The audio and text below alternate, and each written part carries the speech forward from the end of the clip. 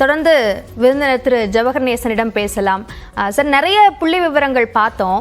இதில் முக்கியமாக நம்ம இந்த மாவட்ட வாரியாக தேர்ச்சி விகிதத்தை நிறைய அது சார்ந்த அனாலிசிஸை கொடுக்குறோம். இதில் முக்கியமாக வட மாவட்டங்களில் இந்த தேர்ச்சி விகிதம் குறைவாக இருக்கிறத தொடர்ந்து பார்க்க முடியுது. குறிப்பாக வெள்ளூரை பொறுத்த வரைக்கும் கடந்த முறை 91% கிட்ட இருக்கு 10ஆம் வகுப்பு தேர்ச்சி விகிதம். இந்த முறை அவங்க 82% தான் இருக்கு.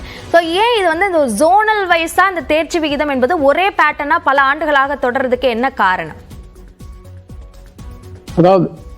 அதாவது வணக்கம், கேக்குதுங்களா? சொல்லுங்க சார். அதாவது இந்த நாம ஒரு அனலைஸ் பண்ணணும். அந்த நீட்டினுடைய குழுல இருந்து ஆய்வு செய்யும் பொழுது கூட ஒரு சில அனாலிசிஸ் மாவட்ட ரீதியாக நாம செய்யும் பொழுது ஏன் நீட்டினுடைய எக்ஸாம் அந்த பெர்ஃபார்மன்ஸ்ல ஒரு சில மாவட்டங்கள் ரொம்ப குறைவாக இருக்கிறது என்று ஒரு ஆய்வு கூட செய்தோம். அப்ப ஆய்வு செய்யும் பொழுது அதுல ஒரு புள்ளி விவரம் நமக்கு தெரிய வந்தது என்னவென்றால், ஹியூமன் டெவலப்மெண்ட் இண்டெக்ஸ்ன்னு ஒண்ணு சொல்றோம் இல்லைங்களா, மனித வளர்ச்சி குறியீடு.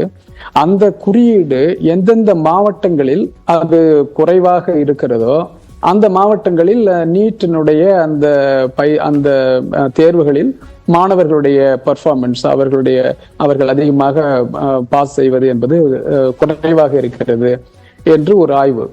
அப்போ நாம இப்போ வளர்ந்து வரும் ஒரு டர்புலன்ட் சிச்சுவேஷன், ஒரு குழப்பமான ஒரு சூழ்நிலையில இப்ப நீங்க சென்னை நார்த் தமிழ்நாடுன்னு நீங்க எடுத்துக்கிட்டீங்கன்னா அது நீங்க கன்னியாகுமரியை விட ஏன் கம்மியா இருக்குது அப்படின்னு பார்க்கும்போது, அப்ப சென்னையில உள்ளவங்க அந்த மாணவர்கள் அறிவுல கம்மியாக இருக்கிறார்களா என்றால் இல்லை, அப்படி கிடையாது. அவர்களுடைய தேவைகள் வேறாக இருக்கிறது, அவர்களுடைய சூழ்நிலைகள் வேறாக இருக்கிறது.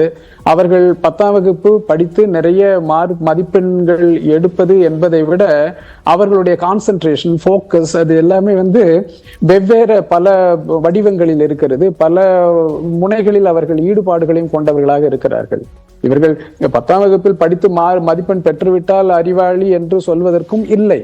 காரணம், 10ஆம் வகுப்பில் படித்து மதிப்பெண் பெற்று மார்க் எடுத்து பயிற்சி அதுல தேர்வு பெற்றவர்கள் பல குறிப்புகள் கூறுகிறது, எண்ணறிவு எழுத்தறிவு அவர்களுக்கு 5ஆம் வகுப்பு 6ஆம் வகுப்பில் உள்ள அந்த அறிவு தான் பல மாணவர்களுக்கு இருக்கிறது என்று கூறுகிறது. அதுவும் மொழி அறிவில் பாத்தீங்கன்னா தமிழ் மொழியில அவர்கள் ரொம்ப மிகவும் பின்தங்கி இருப்பதாக இந்தியாவிலேயே தமிழ்நாடு தான் மிகவும் பின்தங்கி இருப்பதாக குறிப்புகள் கூறுகிறது. அப்படி என்றால் என்ன, அவர்களுடைய கவனம், அவர்களுடைய ஃபோக்கஸ் எல்லாம் சென்னை சார்ந்தவர்களுக்கு வேற பல துறைகளில் இருப்பதனால் அவர்கள் கல்வி என்பது அந்த மதிப்பெண் என்பதை விட அவர்களுடைய நோக்கம் வேற இயற்கையிலேயே பிராக்டிக்கலாக இருப்பதாகத்தான் நான் உணர்கிறேன்.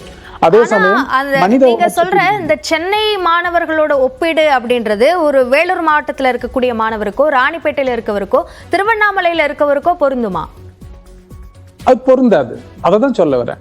அதனாலதான் அந்த சூழ்நிலைகள் அவர்களுக்கு வேற நிறைய ஈடுபாடு கொள்வதற்கான நிறைய, அதாவது அவர்களுடைய கேரியர் வச்சுதான் நான் சொல்றேன். அவர்கள் எங்கேயோ டிஸ்டார்ட் ஆகி வேற எதுல கவனம் சிதைவு ஆகி அவர்கள் படிக்கல, பாஸ் பண்ணல என்பதை விட அவர்களுடைய ஈடுபாடு, அவங்க கேரியர் ரிலேட்டட் ஈடுபாடு அவர்கள் இந்த பரீட்சையில் எடுக்கின்ற மார்க் என்பதாக இல்லை. சென்னை போன்ற மிகவும் ஒரு விழிப்புணர்வு அடைந்த பகுதிகளில்.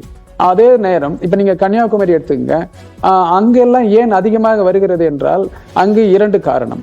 ஒன்று, அங்கே அவர்களுடைய ஈடுபாடு, அவருடைய எக்ஸ்போஷர் பல கேரியர் சம்பந்தமான எக்ஸ்போஷர்ஸ் ரொம்ப கம்மி அங்க. ஆனால் அதே நேரம் அவருடைய கவனம் படிப்பில் அதிகமாக இருக்கிறது. மனித வளர்ச்சி குறியீடும் அங்கு கன்னியாகுமரி முதலிடத்தில் இருக்கிறது. ஆதலால் இது எல்லாம் ஒன்று சேர்ந்து அந்த மாணவர்கள் நிறைய மதிப்பெண் எடுக்கிறார்கள். திருவண்ணாமலையில ஏன் ரொம்ப கம்மியா வருது அப்படின்னு சொன்னால், அது ஹியூமன் டெவலப்மெண்ட், இந்த மனித வளர்ச்சி குறியீட்டுல அது அனைத்து, அதாவது சுகாதாரம், வருமானம், அந்த அடிப்படை கட்டமைப்பு வசதி இதெல்லாம் சேர்த்துதான் அந்த மனித வளர்ச்சி குறியீடு என்பது. அப்ப அதில் பார்க்கும் பொழுது அது குறைந்து, தமிழக அளவில் மற்ற மாவட்டங்களை விட குறைந்து இருக்கும்போது அங்கே பயில்கின்ற மாணவர்களுக்கு கிடைக்கக்கூடிய பயிலும் வாய்ப்புகள் அது கம்மியாகவும் இருக்கிறதுனாலவும் காரணமாக இருக்கலாம்.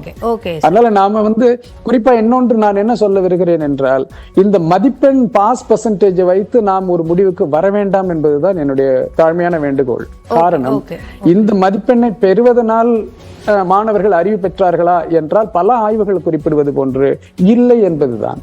பல ஆய்வுகள், உலக ஆய்வுகள், வேர்ல்ட் பேங்க் ஆய்வுகள், இந்திய அரசனுடைய ஆய்வுகள், தமிழக அரசனுடைய ஆய்வுகள் எல்லாமே இவர்கள் அடிப்படையாக அந்த 10ஆம் வகுப்பில் பெறக்கூடிய திறனையும் அறிவையும் அந்த மாணவர்கள் பெறவில்லை என்பதுதான். அப்புறம் பாஸ் பண்ணி என்ன பண்றது? நம்ம தொடர்ந்து பேசுவோம்.